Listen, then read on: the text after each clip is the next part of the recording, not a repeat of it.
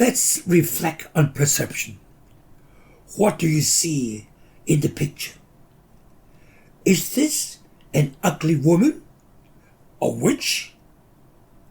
An old woman? A beautiful lady?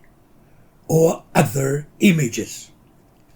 There is a saying, people see what they want to see, and they are prepared to see. Each person perceives according to his or her own mindset, emotions, or desires, and through their reasons, culture, experience, knowledge, or education background. When people see the same thing, different individuals may see different things in their minds. What is the man showing? Where is the visualizer? Do you mean an overhead projector? Body language and proximity. Look at this slide.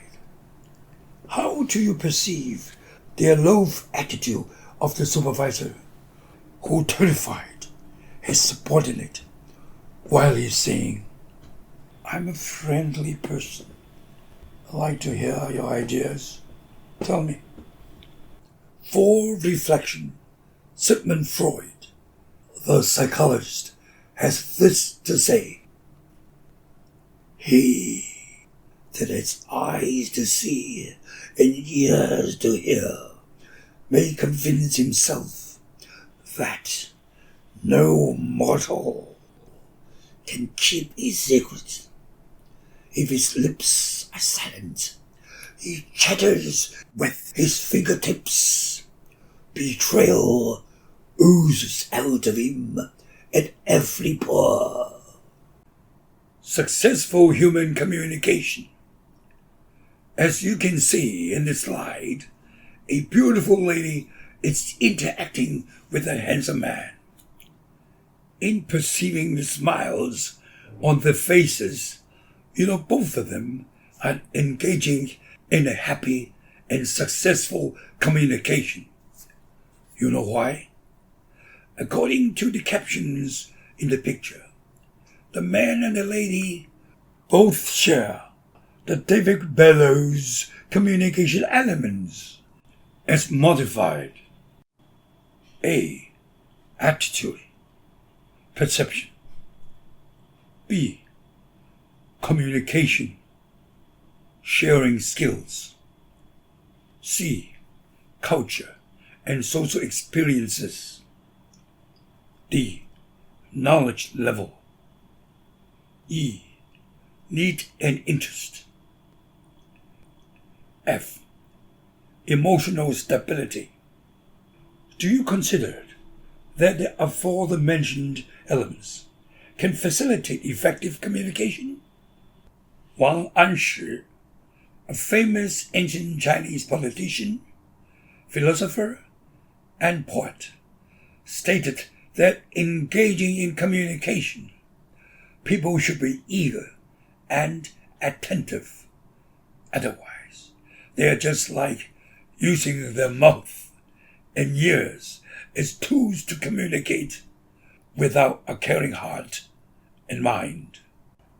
Effective communicators need to be attentive, discreet, and patient to communicate the meaning and attitudes of the messages. If you do not listen to me heartily, you are just like drawing your ears on the wall. Tao Xingzhi, a renowned Chinese educator, asserted that teaching is to communicate the essence of learning objectives in the cognitive, affective, meaning, volition, and action dimensions. He urged that the different senses of children should be used in learning to develop their creative and critical thinking abilities. A verse for effective communication. To deliver messages with intentions and feelings is the basic way to communicate. To role play others in a prudent attitude is the proper disposition to get on meaning for life. Communication, a perceived reflection.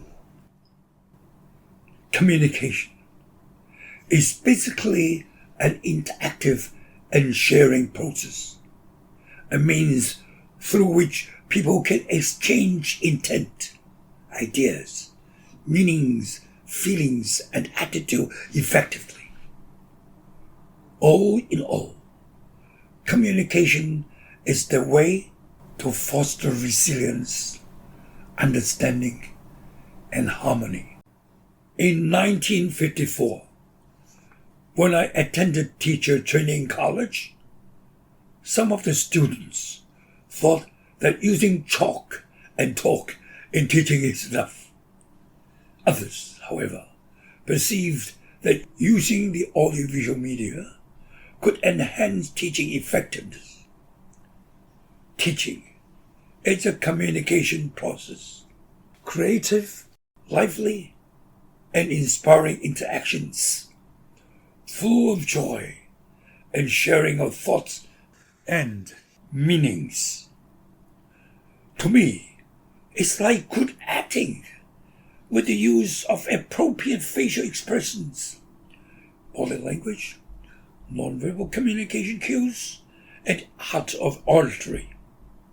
Of course, I have to know the script and the directions very well.